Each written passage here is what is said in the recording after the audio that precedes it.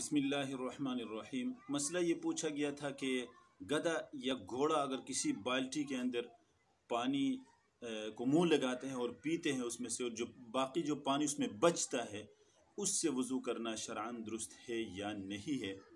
तो इस सिलसिले में ये बात याद रखने की है कि अगर कोई भी जानवर हो, उसने नजासत को मुंह लगाया हो, इसके बाद वो अगर पानी बाल्टी के अंदर, कम पानी के अंदर मुंह डालता है, तो चूंकि उसके मुंह को नजासत लगी है तो इसकी वजह से वो पानी नजस हो सकता है। अगर कोई जानवर जिसने नजासत को उसने मुंह नहीं लगाया है, तो ऐसी सूरत में फिर उसूल ये है कि जिस जानवर का असल जो इल्लत है पानी के नजस होने की, वो ये है कि उस जानवर का जो लुआब है वो उस पानी के साथ मिल जाता है, इसलिए वो पानी जो है नजस या नापाक का हुक्म उस पर लगाया जाता है या पाक होने का हुक्म लगाया जाता है। तो उसूल ये है कि अगर कोई जानवर जो है उसका गोश्त खाना हराम है तो उसका लुआब भी नजस है, फिर जब वो पानी को मुंह लगाएगा तो ये नजस लुआब पानी से मिलेगा, तो वो उसका बचा हुआ पानी भी नजस होगा।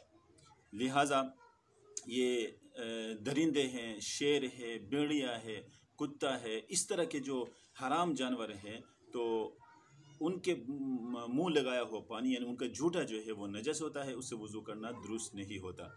तो और जिन जानवरों का गोश्त खाना हलाल होता है, उनका लुआब भी पाक होता है। वो अगर पानी के अंदर मुंह लगाते हैं, कुछ पीते हैं, कुछ बाकी छोड़ते हैं, जो बाकी जो बचा हुआ पानी है वो पाक शुमार होता है, वो उससे वज़ू करना दुरुस्त होता है। मसलन गाय है, बैल है, भैंस है और भेड़ बकरियां हैं वग़ैरह जो घरों में पालते हैं, हलाल जानवर है या घरों में नहीं भी पालते हो हलाल जानवर है, तो उनका बचा हुआ पानी वो पाक शुमार होता है। तो इस उसूल के मुताबिक यहाँ घोड़े का जो सवाल है, तो घोड़े का बचा हुआ पानी यानी उसने बाल्टी के अंदर मुंह लगाकर कुछ पिया, कुछ बचाया, तो बचा हुआ पानी भी वज़ू करने के काबिल होता है। इस उसूल से जो है वो 3 जानवर यहाँ मुस्तस्ना है। एक गधा है, उसूल के मुताबिक गधे का गोश्त हराम है तो लुआब भी उसका नजस होना चाहिए, और जब वो पानी से मिले तो उसका बचा हुआ पानी भी नजस हो, जिससे वज़ू करना दुरुस्त ना हो। लेकिन इस सिलसिले में इसको मशकूक करार दिया गया है। फुक़हा ने फ़िक़्ह की फ़तवा की किताबों में ये बताया है कि अगर गधे का बचा हुआ पानी मौजूद है तो वो पानी जो है उसके बारे में हुक्म ये है कि अगर कोई और पानी आपको मिलता है तो इससे वज़ू न किया जाए। लेकिन अगर कहीं और पानी मौजूद नहीं है, पाक साफ़ पानी, तो फिर इस पानी से वज़ू करके इसके बाद तयम्मुम भी किया जाए, या पहले तयम्मुम करके फिर इसके बचे हुए पानी से वज़ू किया जाए। और दूसरा, बिल्ली का जो है इस उसूल के मुताबिक उसका बचा हुआ जो पानी है वो अगर किसी पानी को मुंह लगाए, कुछ पिए, कुछ बाकी बचे, तो बचा हुआ पानी जो है नजस होना चाहिए इस उसूल के मुताबिक। लेकिन नबी करीम सल्लल्लाहु अलैहि वसल्लम ने फरमाया, इन्नहा मिनत तवाफ़ीन अलैकुम तवाफ़ात, ये जो बिल्ली आपके पास आती रहती है, गर्दिश करती रहती है, हर जगह में घुस जाती है, तो इससे बचाना पानी को ये मुश्किल होता है। इस वजह से यहाँ उसके पानी को भी मकरूह करार दिया गया है। अगर कोई और पानी मिल सकता है तो उस पानी को इस्तेमाल किया जाए, बिल्ली का जो जूठा है वो इस्तेमाल न किया जाए। लेकिन अगर कोई और पानी नहीं है तो फिर इसके जूठे को ही इस्तेमाल किया जा सकता है, उससे वज़ू किया जा सकता है, इसके बाद तयम्मुम की ज़रूरत भी नहीं है।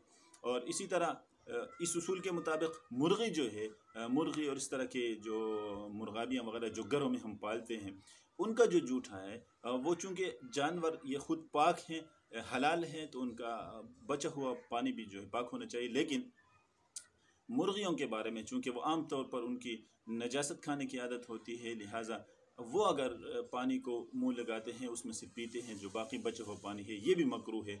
अगर कोई और पानी है तो उस पानी से वज़ू किया जाए, इस मुर्गी वगैरह के जूठे को इस्तेमाल न किया जाए। अगर कोई और पानी नहीं है तो इसको इस्तेमाल करना दुरुस्त है, इसके बाद तयम्मुम की भी ज़रूरत नहीं। सिर्फ़ गधे के बारे में ये कहा गया है कि उसका जूठा पानी इस्तेमाल किया जाए और इसके साथ वज़ू भी किया जाए। तो ये इन जानवरों के जो है जूठे के बारे में हुक्म था। और पसीना जो है, पसीना, जानवर का पसीना अगर किसी इंसान को लग जाता है, उसके ऊपर भी आप इस उसूल को अप्लाई कर सकते हैं कि जिस जानवर का गोश्त हलाल है तो उसका पसीना भी नजस नहीं है, और जिस जानवर का गोश्त हराम है उसका पसीना भी नजस है। आपको लग जाए कपड़े को या बदन को तो उसको नजस, वो इससे बदन उससे नापाक हो जाता है। अस्सलामु अलैकुम वरहमतुल्लाहि वबरकातुहू।